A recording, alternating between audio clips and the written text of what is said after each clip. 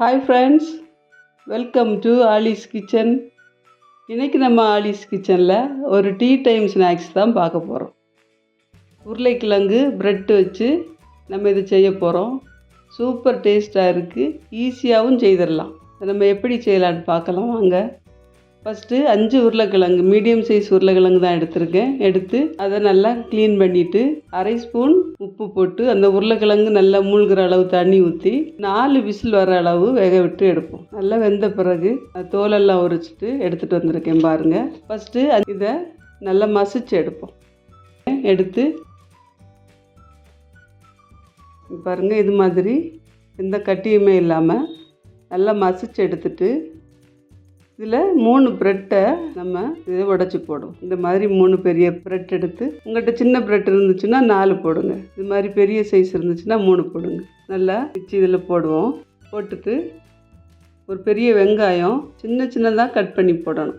அடுத்ததாக ஒரு பச்சை மிளகாய், அதையும் நல்ல சின்னதாக கட் பண்ணி போடுறேன். அடுத்ததாக இதில் 1/2 ஸ்பூன் இஞ்சி பூண்டு பேஸ்ட்டு போடுறேன்.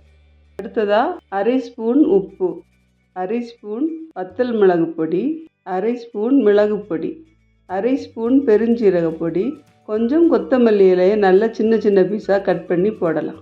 எல்லா பொருட்களுமே நம்ம சேர்த்துட்டோம். அடுத்ததாக நம்ம அழுத்தி பிசைஞ்சு உருட்டி எடுக்கணும். இதில் தண்ணி எதுவுமே சேர்க்க தேவையில்லை. இந்த வெங்காயம், உருளைக்கிழங்கு இதுலேருந்து வரக்கூடிய தண்ணியே போதுமானதாக இருக்கும். அழுத்தி பிசைஞ்சு உருட்டி எல்லா மாவும் ஒன்றோட ஒன்று சேரது மாதிரி அழுத்தி பிசைஞ்சு எடுக்கணும். நான் இதை உருட்டி எடுத்துகிட்டு வந்துட்டேன் பாருங்கள்.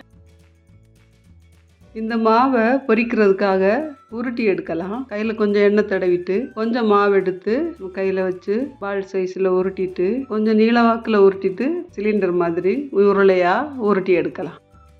இங்கே பாருங்கள், இது மாதிரியே எல்லா மாவையும் உருட்டி எடுப்போம்.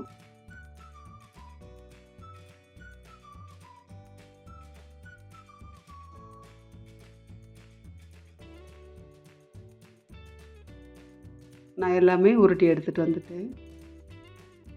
அடுத்ததாக இதை முக்கிறதுக்கு மாவு ரெடி பண்ணுவோம். ஒரு பாத்திரம் எடுத்து 3 ஸ்பூன் கார்ன்ஃப்ளவர் மாவு எடுக்கிறேன். உங்கள்கிட்ட மைதா மாவு இருந்தால் மைதா மாவும் எடுக்கலாம். நான் இன்றைக்கி கார்ன்ஃப்ளவர் மாவில் 3 ஸ்பூன் எடுக்கிறேன். அதில் 1/2 ஸ்பூன் மிளகுத்தூள், 1/2 ஸ்பூன் உப்பு, இது ரெண்டும் போட்டு கொஞ்சமாக தண்ணி ஊற்றி கலந்து வச்சுருக்கிறேன். அடுத்ததாக நமக்கு ப்ரெட்டு தூள் தேவைப்படுது, அதுவும் நான் எடுத்து வச்சுருக்கிறேன். இப்போ எல்லாமே ரெடியாக இருக்குது. இப்போ நம்ம உருட்டி வச்சுருக்கிற இந்த சிலிண்டர் வடிவத்தில் இருக்கிற இந்த மாவு கலவையை ஃபஸ்ட்டு கார்ன்ஃப்ளவர் மாவில் முக்கிட்டு இந்த ப்ரெட்டு தூளில் லேசாக கோட் பண்ணிவிட்டு எல்லாமே எடுத்து வைப்போம்.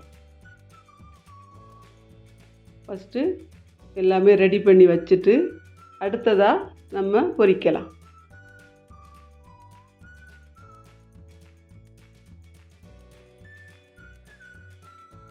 இங்கே பாருங்கள், நான் எல்லாமே ரெடி பண்ணி வச்சுட்டேன்.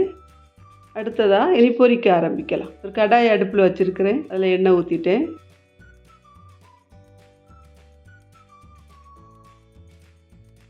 எண்ணெய் சூடானதும் 4-5 பீஸாக இது உள்ளே போட்டு பொரிச்சு எடுக்கலாம். ரொம்ப அதிகமான தீ வைக்கக்கூடாது. ரொம்ப சூடாயிருச்சுன்னா உள்ளே வேகாது. வெளியில் கலர் மாறும், உள்ளே வேகாமல் இருக்கும். மிதமான தீயில் பொரிச்சு எடுக்கலாம். இப்படி பொன்னிறமானதும் திருப்பி போட்டு 2 பக்கமும் பொரிச்சு எடுக்கலாம். இங்கே பாருங்கள், இது மாதிரி எல்லா பீஸையுமே பொரிச்சு எடுக்கலாம். இது தக்காளி சாஸோட தொட்டு சாப்பிடுங்க, ரொம்ப டேஸ்ட்டாக இருக்கும். ஈஸியாகவும் செய்திடலாம். சுவையான பொட்டேட்டோ பிரெட் ஸ்நாக்ஸ் ரெடி. நீங்களும் இது மாதிரி செய்து பாருங்க. எப்படி வந்துச்சுன்னு கமெண்ட்ஸில் சொல்லுங்க. ஆலி கிச்சன் சேனலை சப்ஸ்கிரைப் பண்ணுங்க, லைக் பண்ணுங்க, கமெண்ட்ஸ் பண்ணுங்க. மீண்டும் சந்திக்கலாம். நன்றி.